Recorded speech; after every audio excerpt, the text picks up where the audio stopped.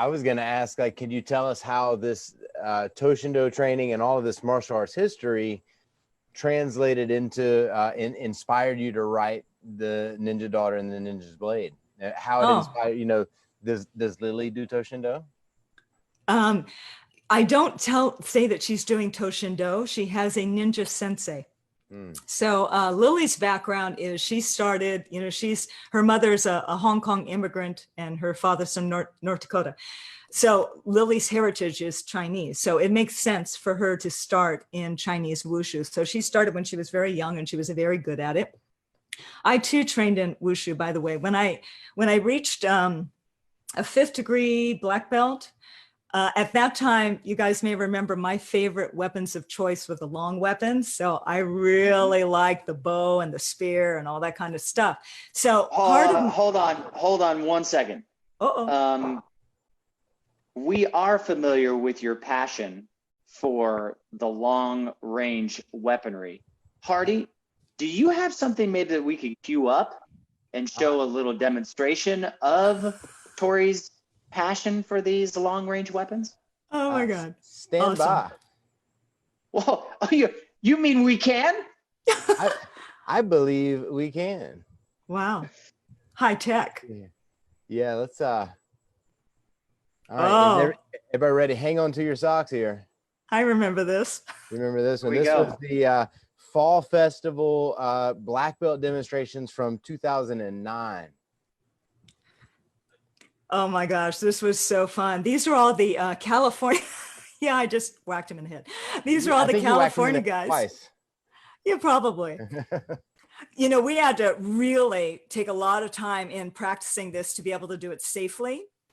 And usually when I train, I use a very heavy oak staff, but because I was actually making contact, even though they have protective gear, I used a very lightweight wushu staff made out of waxwood. And here's the interesting thing. I had never practiced with it with that heavy gi. And a light staff does not whip around a heavy gi as fast as an oak staff does. And I found that out during this demo. I was like, oh, okay, this is slowing things down a little bit. So that was kind of interesting. But whoa, bye-bye. You always have to have a little Tori pizzazz and some theatrics, you know, in these demonstrations. You know, seeing these, I think we're going to watch one more. But before you do, Hardy, you know, a lot of times, as you well know, Hardy and Tori, that during festivals of years past, the way that the demonstrations were orchestrated and led and what people brought to the table when they would, you know, demonstrate their To-Shin skill, sometimes it was, you know, it was like putting on a show. You know, it's like they were there to not only demonstrate skill, but they were there to entertain as well.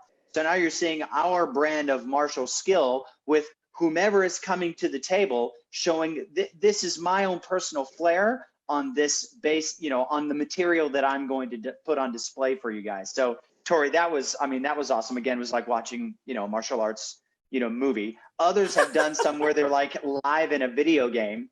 I remember Master Russo years and years ago, he did one where he was the mirror image of another ninja warrior on a battlefield.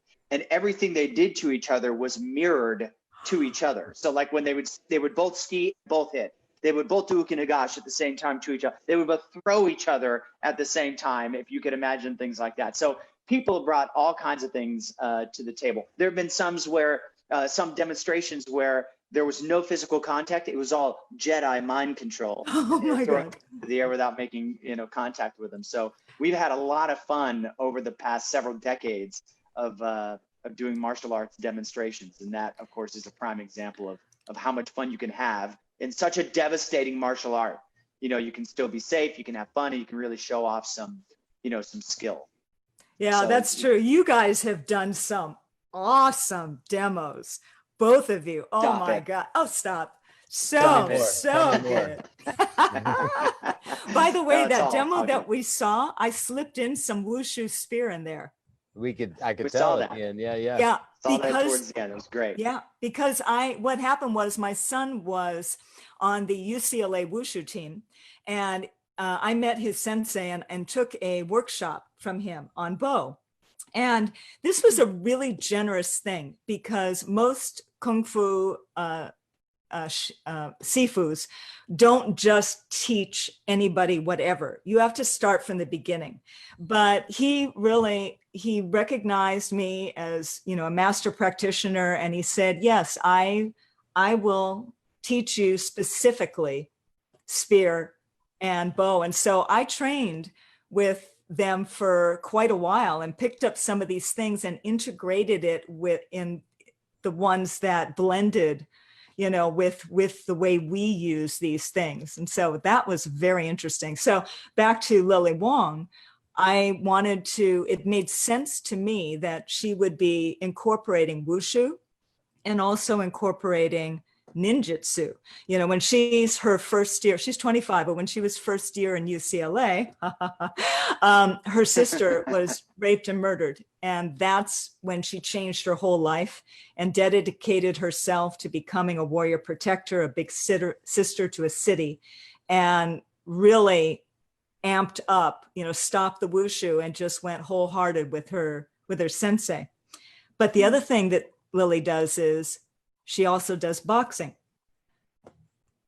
I love boxing. That's a huge part of my background. I really love it.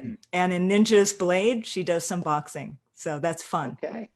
In your personal taijutsu expression, did you incorporate or find value in the boxing skills that you had acquired from your training? And could you elaborate on that? Yes, very much so. And, in your last show, I think it was your last show, it was the one with Mark Davis.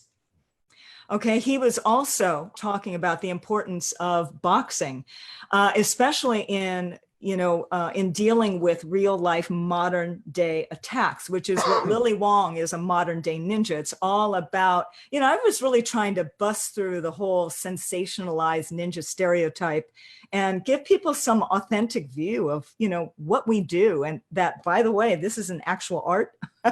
So being able to have those boxing skills allows you to be that real life attacker for your training partners and allows you to understand the dynamic of that. And of course, there are elements of that you can add into your taijutsu to increase, to augment our skills, because, we are nothing if not adaptive and, pulling in anything that works. Total agreement with that. Now, when you would use your taijutsu sort of like water sort of evasion skills, did you tend to add like a little boxing slip or a cover to that, or were there ways where you would mesh the sort of things? Would you add a boxing sort of foot pivot to the end of your fire punch defenses or anything that you can think of, off the top of your head? It's been a little while since you've been, in a taijutsu dojo, right? Is there? Yeah. I retired from training and teaching about 10 years ago. In answer to your question, no.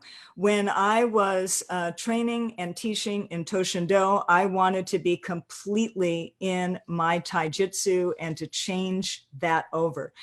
And that was very important to me, so that I wouldn't be pulling in any of that other movement, because that interferes in the interferes in the magic of taijutsu, using the gravity, using, the flow of it, falling into things, allowing things to happen, slipping in instead of generating, right? So just anything as simple as launching an attack or something. So from that whole Tong Soo or boxing thing, it's, on the edge of your toe, right? Your weight is forward, you're propelling yourself forward. Right.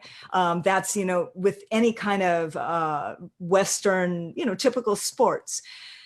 Very different, right, from what we do in taijutsu, which is more, from the base, shifting our weight and almost falling into that motion forward, where we're not propelling ourselves, we're being moved into it and taking that space. So it was very important to me that when I was doing taijutsu, I was completely authentic to that. But if I was the attacker for somebody, and that was the kind of attack, because some of our kata are against some kind of, kickboxing thing. And then I'd full on go into that. And that was loads of fun.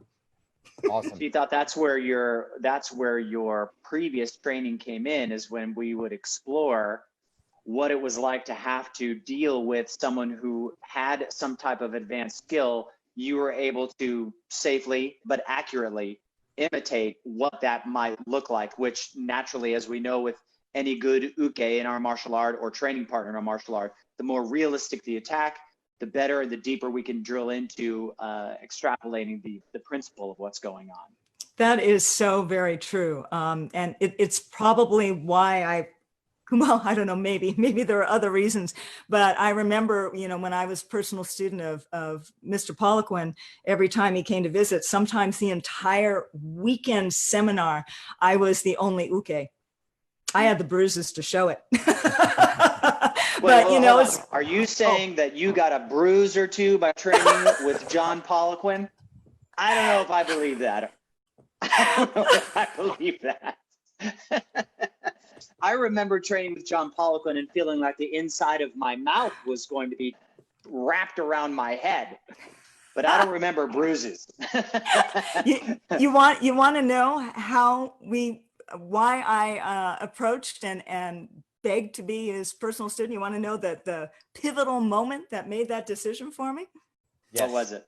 It was in a workshop, and he did one of these things where he was, does anybody have an unbreakable hold that they want to know, do you have any question about something? And of course, I raised my hand. I've had, I don't know, was I maybe a blue belt or a green belt, or I don't know. I had been in it all of, I don't know, count the months, right?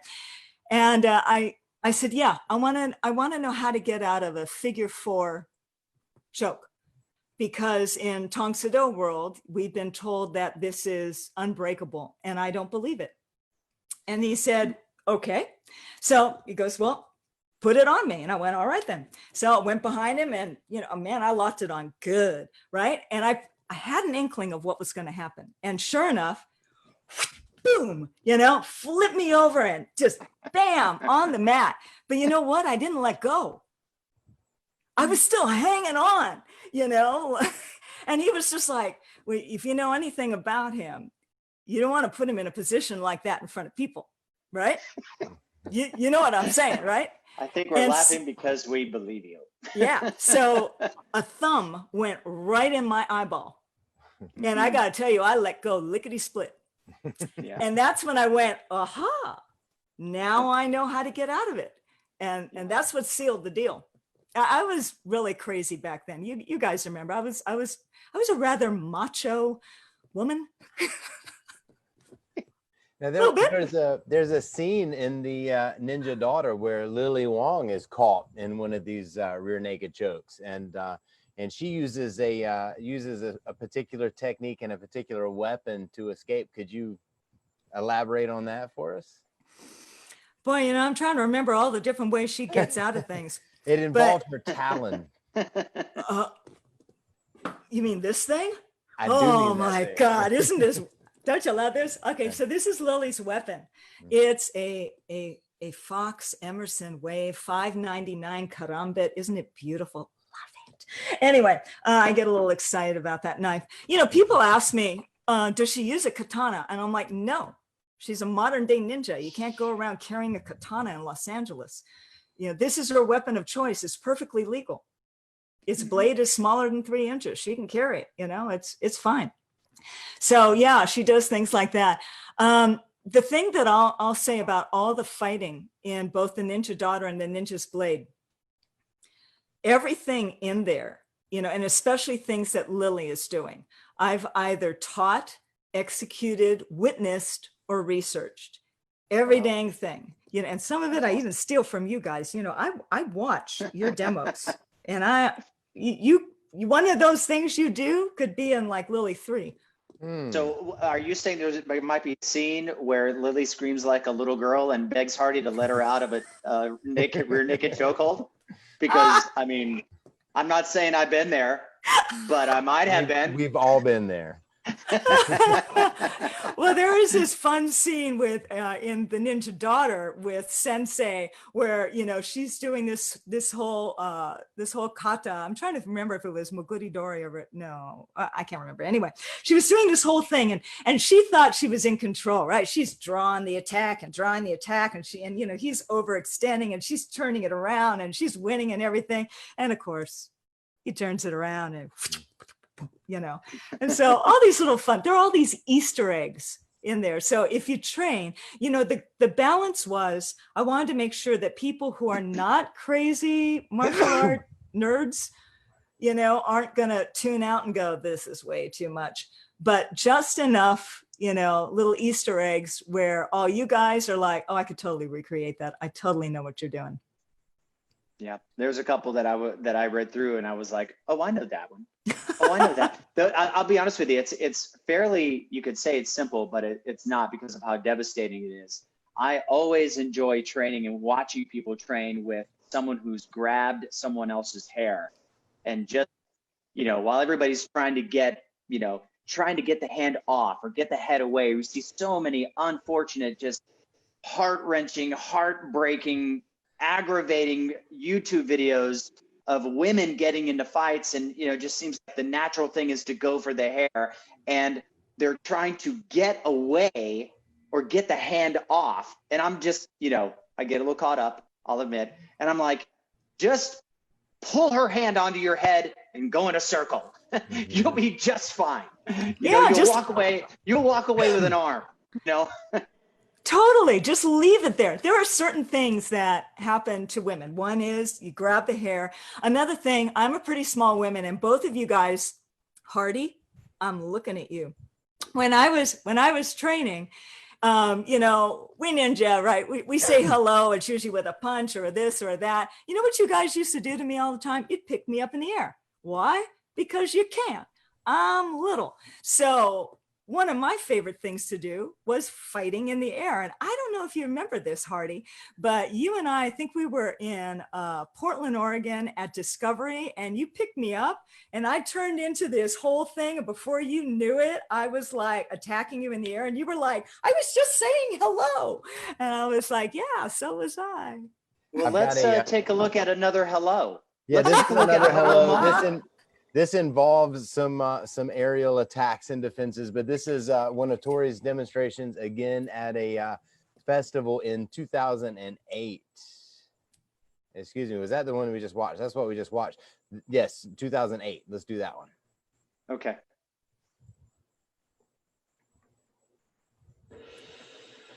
Oh, this is my favorite demo of all time. This is a really good one.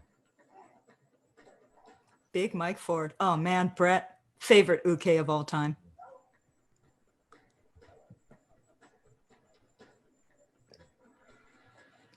You can do anything to this guy, and he always survives. There's the air attack, the air assault I was talking about. Yeah, I actually bounced his head off of that floor. Yeah, I got a little too excited. God bless Mike. Right now his head's going, whoa. It's hard to hurt Big Mike. That's why we call him Big Mike. Oh my gosh, he was so great. It was like, it was so super cool. We used to do all those ninja festivals and breakout sessions and stuff. It was really neat to see how many of these big guys would come into my session. I was flattered by that, and I was really gratified by that. And I asked them, it's like, why are you here? And they're like, well, we know how to be, to do all this stuff, but you don't have all this stuff. And so we want to learn all that. And that was super cool. It was a very neat thing.